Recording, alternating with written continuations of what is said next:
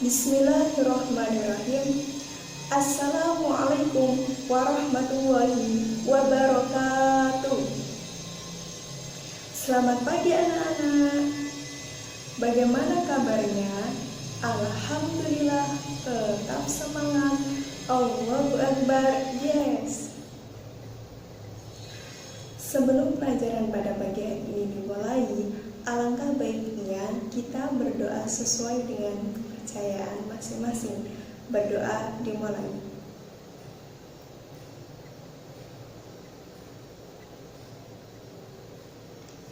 Berdoa selesai.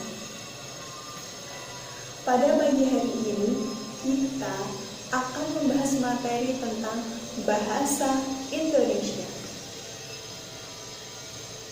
Tema 7, subtema 2, kelas 2, semester 2. Kompetensi dasarnya 3.8. Menggali informasi dari dongeng binatang atau fabel tentang sikap hidup rukun dari teks lisan dan tulis dengan tujuan untuk kesenangan.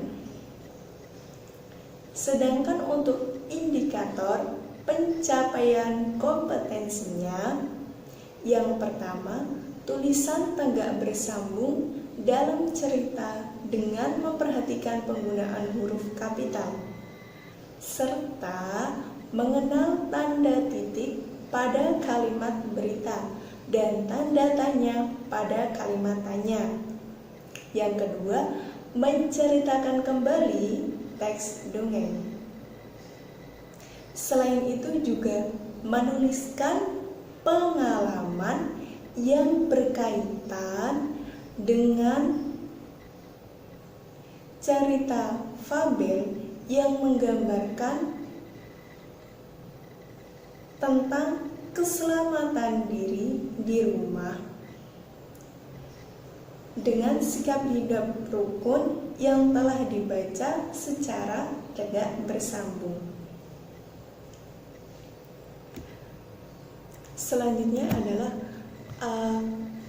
ayat Al-Quran yang berkaitan dengan materi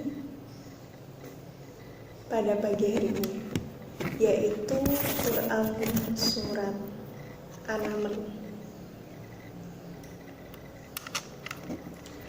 A'udzu billahi minasy syaithanir rajim. Bismillahirrahmanirrahim.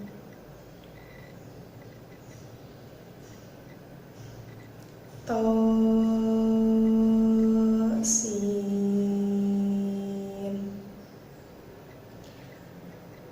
Tilka ayatul Qur'ani wa kitabim mubin. Hudaw wa busyra lil mu'minin.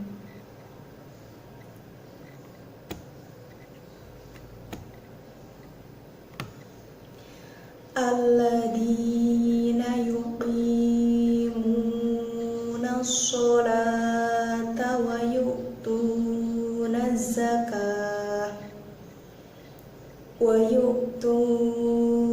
zakata wa hum bil akhirati hum yuqinun. Apa sih itu cerita fabel? Apa sih itu cerita fabel, Bu? Fabel adalah cerita yang menceritakan kehidupan binatang, namun memiliki perilaku layaknya manusia.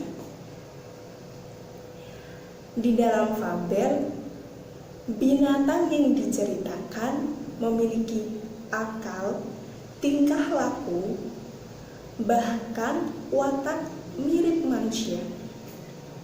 Selain itu, di dalam cerita fabel memang selalu ada pesan moral. bagi manusia. Pesan moral tersebut isinya antara lain ada tanggung jawab, kejujuran, disiplin, amanah, dan lain sebagainya. Tujuan dari adanya pesan moral itu apa sih?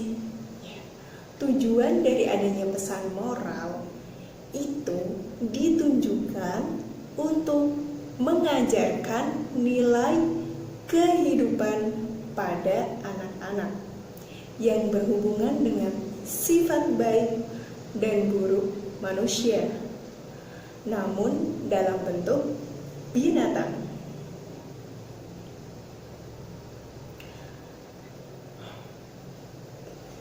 Selanjutnya adalah ciri-ciri dari fabel.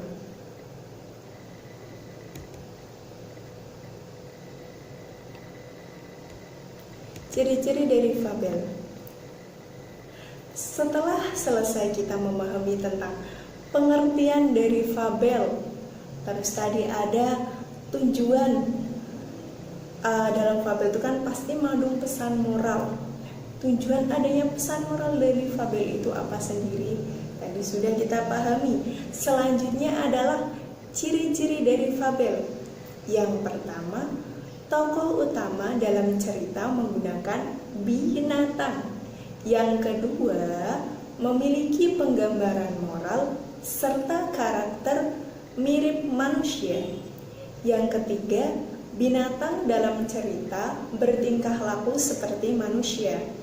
Yang keempat, umumnya memiliki alur cerita yang pendek dan sederhana. Yang kelima, karakter dari tokoh diuraikan dengan rinci. Yang keenam, kata-kata yang digunakan mudah dipahami. Yang ketujuh, cerita biasanya mengkritik tentang sifat manusia, diskriminasi kaum lemah, serta keadaan masyarakat. Yang kedelapan, gaya bercerita secara lisan. Yang kesembilan, pesan atau tema kadang ditulis dalam cerita.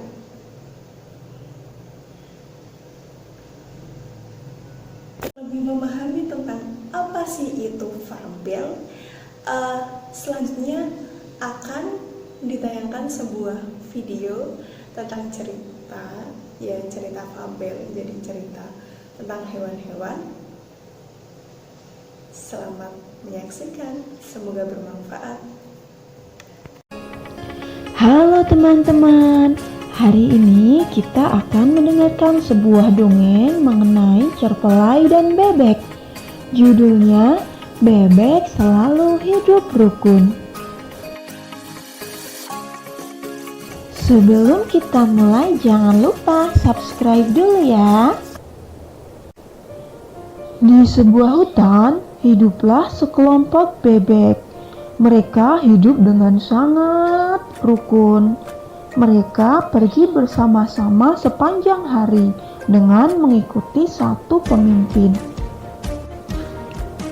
Suatu hari, suara bebek yang sangat berisik menarik perhatian seekor cerpelai. Hai para bebek, mengapa kalian sangat berisik? Apakah kalian sedang bertengkar? Oh tidak, kami memang sangat berisik karena kami sangat bahagia. Walaupun kami berisik, kami tidak pernah sekalipun bertengkar. Hari berikutnya, cerpelai kembali melihat sekelompok bebek itu. Dia sangat kagum karena kawanan bebek tetap hidup rukun. Hari-hari pun berlalu. Semakin lama, cerpelai kehilangan rasa kagumnya terhadap kawanan bebek. Rasa kagum itu digantikan dengan rasa iri. Maka muncullah niat jahat dalam hati cerpelai. Cerpelai mulai menghasut para bebek yang sedang jauh dari kawanannya. Hai bebek kecil, Tidak tahukah kamu kalau pemimpinmu itu selalu menyimpan makanan untuk dirinya sendiri dan tidak membagikan kepada kawanannya? Hahaha, kamu tidak tahu kalau kita selalu makan bersama-sama dan aku sangat percaya dengan pemimpinku. Si bebek kecil terus tertawa dan tidak percaya dengan omongan sang cerpelai. Sang cerpelai pun kemudian merasa sangat kesal. Kemudian dia mendatangi bebek yang lain. Hai bebek, kamu itu hanya dijadikan pembantu oleh pemimpinmu, hanya dijadikan tukang suruh. Hai, cerpelai yang baik hati. Jika kamu tidak suka dengan kawananku, kamu tidak usah mencerai-beraikan kita. Kita saling percaya satu sama lain. Silahkan kamu pergi. Hai bebek putih, kenapa kamu sendirian di sini? Kamu hanya dijadikan tukang suruh untuk mencari makanan kan oleh pemimpinmu? Hahaha, kamu sangat bodoh, mau dibodohi oleh pemimpinmu. Cerpelai yang hatinya buruk, kamu belum pernah merasakan tinjuku ya? Pergi dari sini atau aku akan memukulmu. Pemimpin bebek akhirnya tahu jika cerpelai menyebarkan desas-desus tentang dirinya. Hahaha, cerpelai, kau tidak akan pernah bisa membuat kawanan bebekku bertengkar, karena kita saling percaya satu sama lain. Akhirnya cerpelai merasa sangat malu. Dia tidak menyangka para bebek akan begitu kompak. Mereka selalu hidup rukun dan saling percaya. Cerpelai pun pergi dari pemukiman bebek dan tidak pernah lagi kembali ke sana karena begitu malu. Kawanan bebek pun akhirnya tetap melanjutkan kehidupannya. Mereka tetap hidup rukun dan saling menyayangi. Cukup sekian dongeng tentang cerpelai dan kawanan bebek. Jangan lupa klik tombol like dan subscribe-nya ya.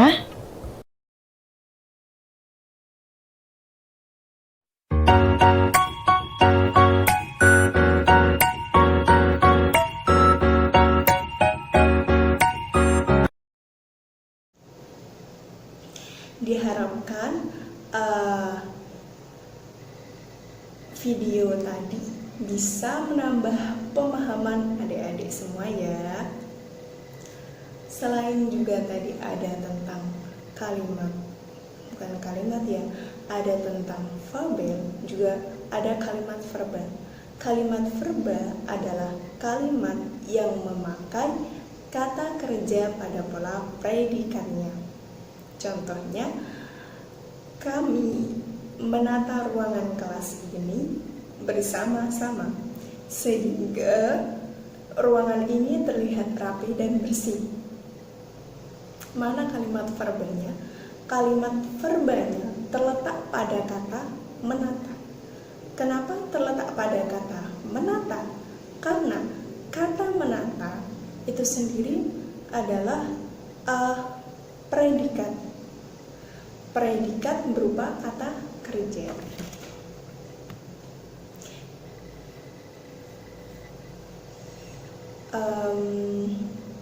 Sebelum mengakhiri pelajaran pada pagi hari ini, saya mengucapkan terima kasih sebanyak-banyaknya kepada anak-anak semua karena telah mengikuti pelajaran pada pagi hari ini dengan baik, dengan disiplin. Semoga tadi misal ada teman yang sakit, semoga cepat diberi kesembuhan sama Allah. Kemudian kita yang sehat juga selalu mensyukuri nikmat kesehatan ini, juga terus semangat belajarnya. Ketika kita belum paham, jangan malu bertanya sama ibu, terus belajar, jangan malas, gunakan masa muda adik-adik semua dengan baik. Apabila ibu dalam menyampaikan materi terdapat kekurangan, mungkin dalam menjelaskan materi kurang jelas atau kurang baik, mungkin ada kritik saran dari adik-adik, ibu sangat terbuka, monggo disampaikan.